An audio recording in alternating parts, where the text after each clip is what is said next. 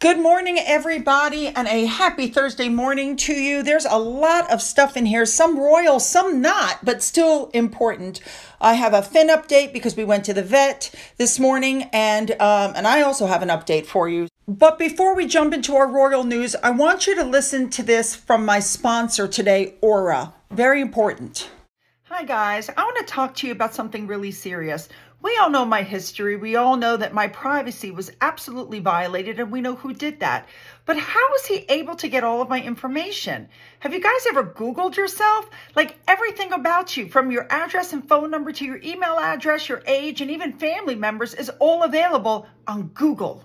It's shocking the amount of personal information that comes up. Data brokers make a fortune selling your information to people who then spam call you all day long. We've all had those calls. Well, that's where Aura comes in, because what this company does essentially is it scours the internet to find all of your private information that's being sold. So what Aura does is it submits opt-out requests on your behalf, because brokers legally have to remove your information if you ask them to, but of course they make it super hard to do, and so I just let Aura handle it. Not to mention the fact that there's hundreds of people who have your information. Who's got time to put in all of those requests? And as you can see, they've been very successful with my requests. So if you want to stop data brokers from exposing all of your private information, go to my sponsor. You can get a 14-day free trial and see if your personal information has been compromised. You guys should click on that link and give Aura a try. In all seriousness, your privacy and your personal information are just too important to have them floating around on the web. Don't get caught unaware like I did. Give Aura a try.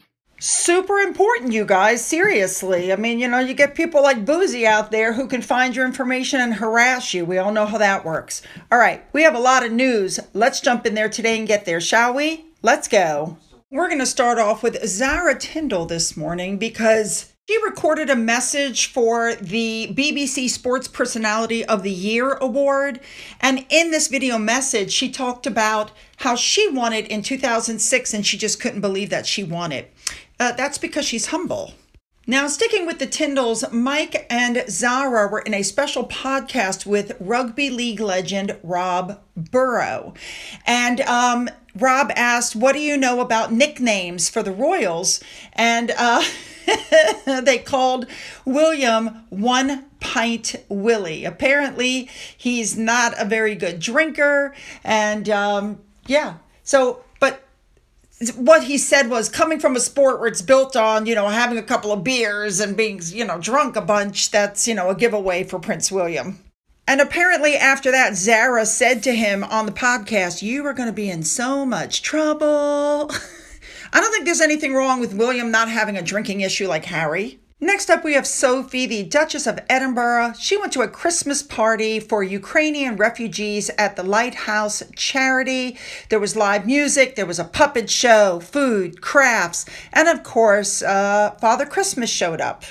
She is their patron. She volunteers there, and it's being reported that this group is going to support 4,000 local people, and they're asking for food hampers, toy vouchers for children, jackets, gloves, toiletries, and possibly a meal on Christmas Day. I think that's wonderful. Next up at Highgrove, they're having something called the Burns Night Black Tie event. You can go and have a cocktail, food, 4-course dinner, and professional dancers. This is the sort of thing where I wish I was still in England. You guys know what I'm saying. This is the sort of stuff I would love to attend. Why wasn't it Christmas time when I was there? All right, let's move on now. Next up, I just wanted to touch on this article because what it talks about is when William and Catherine went to the Royal Variety Performance, which, by the way, has already been aired this past Sunday night. He went out of his way to make sure that he was very protective of his wife. And who can blame him after everything that Omid Scobie wrote in that book? He's very protective of his wife. I mean, give me a break. When anybody would be that protective of their wife when they're being attacked by a family member. All right, sugar number 2, Jack Royston put out this article where William said Harry was an accident waiting to happen. Apparently, he said, this serves you right. You've been partying far too hard and too recklessly to not eventually be caught. You've been an accident waiting to happen. Let this be a lesson to you. But yeah, you know what? It's hard to believe anything that Jack Royston writes. All right, really quickly, a blind item came out saying that basically the tabloids are willing to reprint items from the foreign tabloids about Meghan and Harry because there's nobody in their corner to push back. That actually makes sense. Moving on. All right, next up, this is just another one of those stupid puff pieces. Catherine and William have hostility towards Meghan and Harry. Gee, you think? Ugh, stupid articles. And next up, of course, we've already touched on this. I'm just going to touch on it again. They're saying that Harry is going to call the king at Christmas because they've been told that they need to patch up relations with the royal family if they have any chance of their brand working because they can't get any deals. Nobody in Hollywood is talking to them. They're apparently... They've burned all their bridges and they're adrift. And so they're being advised that the only currency they had was the royal family. Now, it's being reported that Harry is going to end that royal rift, even though Meghan doesn't want to end the royal rift. She wants to keep Harry away from his family. But they're also reporting that Meghan Markle makes all the decisions because Harry is such a weak individual in the relationship, which I agree with. Next up, we're going to talk about something that's going to affect Andrew. A federal judge in Manhattan named Loretta Preska ordered the release of documents in the Epstein Virginia Roberts Giuffre defamation lawsuit. There's it's being reported, 170 people with ties to Jeffrey Epstein. Some are ex-employees, some are victims, and their names are going to be released. They're going to be unsealed. So anybody who was previously referred to as Jane Doe or John Doe is going to be identified publicly. And those individuals have 14 days to appeal the decision that was made on Monday. Now, this is going to have repercussions for Andrew again because one of the materials that's going to be unsealed is related to a young lady named Johanna Soberg, I think is how you say it. She says that Andrew groped her when she was 21 in Epstein's mansion in New York. And she supposedly supports Virginia Giuffre's claim of what she did with Andrew. Here's my problem with that.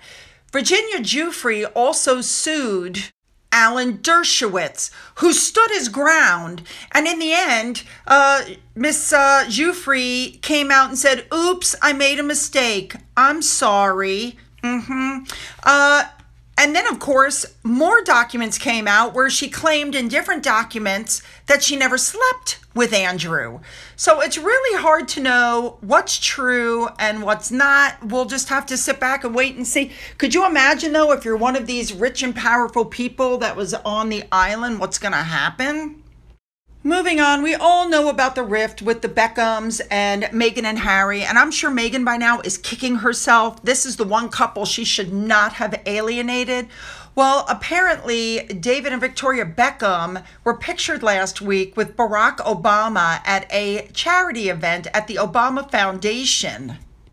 Apparently, that picture really upset Meghan, according to this article, because this is another slap in the face because obviously, Meghan and Harry wanted to be good friends with the Obamas. And then, of course, after everything Meghan did, the Beckhams want nothing to do with them. The Obamas cut them off. They weren't even invited to Barack Obama's 60th birthday party. But, I mean, listen, the final snub was when David flew 22 hours to Sydney for the 2018 Invictus Games.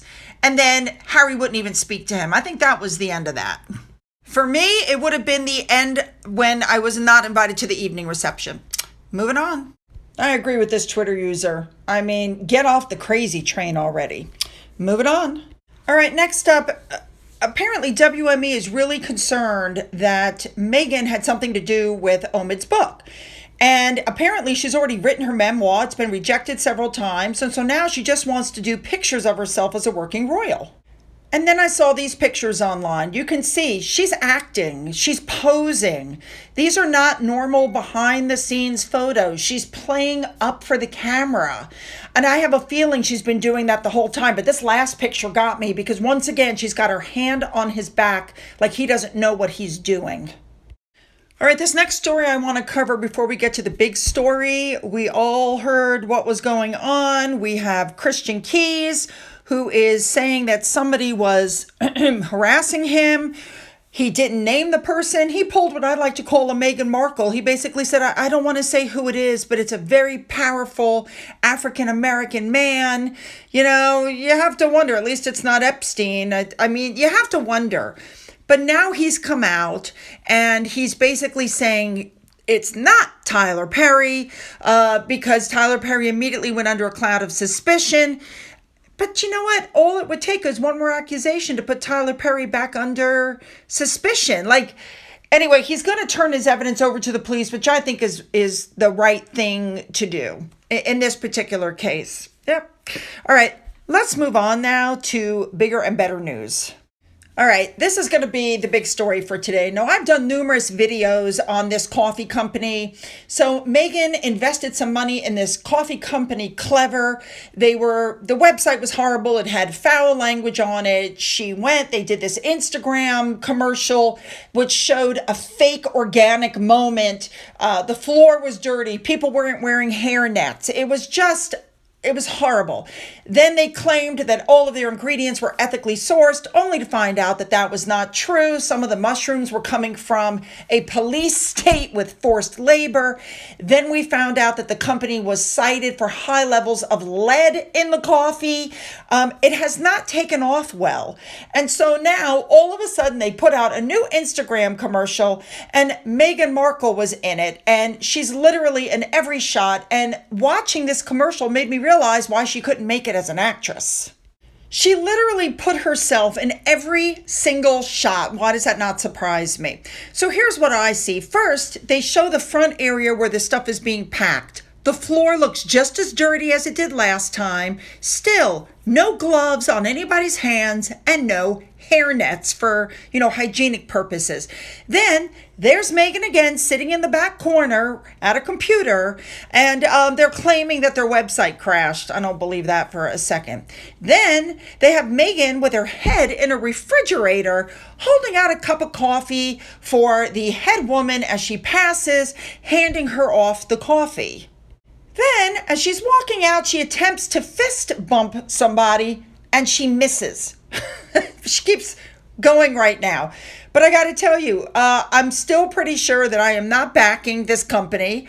I don't love the fact that it would be $100 for like 48 ounces of coffee. It's ridiculous expensive. I don't know who their target audience is. I just don't understand.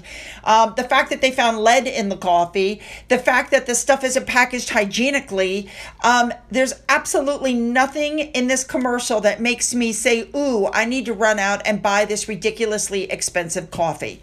Sorry, I just don't see it. I have to tell you, it just shows, I agree with this article, what a fall from grace. She went from being a duchess in the royal family to having everybody just love her and fall at her feet to working with this woman peddling coffee that's been overpriced and found to be contaminated with lead and non-ethically sourced. My goodness, how the mighty have fallen. Oh. Hi guys, it's Thursday morning. I just wanted to give you a quick update.